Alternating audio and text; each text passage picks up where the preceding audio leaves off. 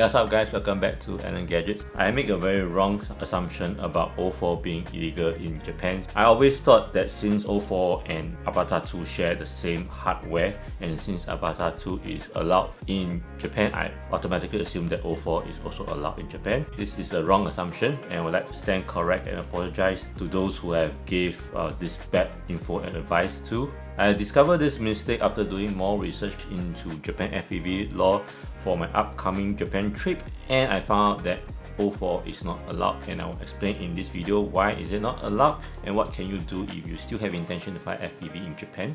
Okay, quick pause. If you're enjoying this breakdown and it's helping you out, go ahead and smash the like button. It really supports the channel. And if you want to see more drones, camera and gadget content just like this, make sure you hit subscribe and ring the bell so you never miss a new upload. I also post extra clips, behind the scenes shots and some extra updates on Instagram, so do make sure you follow me there as well. Alright, let's jump right back in.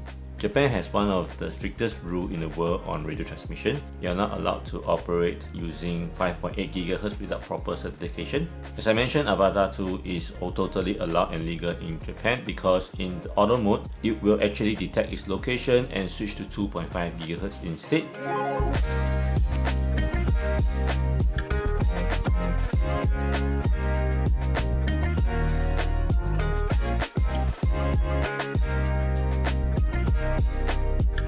And in most other part of the world, it will switch to 5.8 GHz. And it's an auto switch using the geolocation. This feature was actually missing from the first Avatar, and that was the reason why first Avatar was not allowed in Japan. Because the first Avatar, like most FPV, only transmit at 5.8 GHz. So the DJI O4 Air Unit works similarly. They only works around 5.8 GHz, and since it's not allowed, the whole range of Air Unit Lite and Pro are not being sold and used in Japan. And for this trip, it's too late for me to do anything about it. I will just bring my Avatar 2.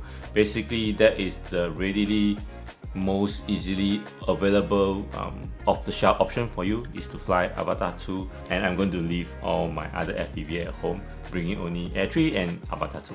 And that's all I have for you today in this video. If you find it interesting or beneficial in any way, do click on the like button and share. If you haven't already and interested in all things drone, cameras and gadget, do click on the subscribe button and the bell button for future notification, and I'll see you again in the next one. Bye!